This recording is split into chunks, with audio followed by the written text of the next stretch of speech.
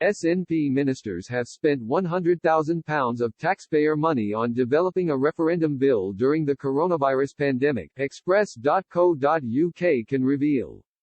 Figures released as Scottish Finance Secretary Kate Forbes announced the 2021-22 Scottish budget shows that during this financial year, the SNP-led Scottish Government has spent £100,000 on developing a referendum bill for a second Scottish independence vote. First Minister Nicola Sturgeon said a draft bill would be published setting out the timescale and potential question for a new referendum in her programme for government in September.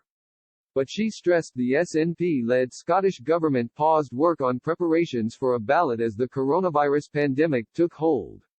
However, figures published as part of the Scottish Government's Constitutional Affairs portfolio reveals that £100,000 has been spent since April 2020 on implementing a bill for a second vote.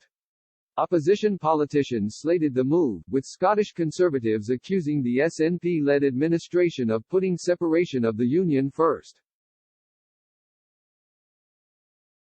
Dean Lockhart MSP, Scottish Conservative Constitutional Affairs spokesman, added to Express.co.uk, all our efforts must be focused on recovering from the COVID pandemic, yet the SNP have shamefully spent a six-figure sum pressing ahead with plans for another divisive independence referendum.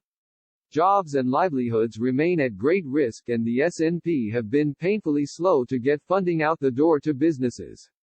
That's where their focus should be, rather than creating an independence task force. The SNP are talking about independence to distract from their woeful record in government. They should cancel any plans for another referendum immediately and instead focus on rebuilding our communities.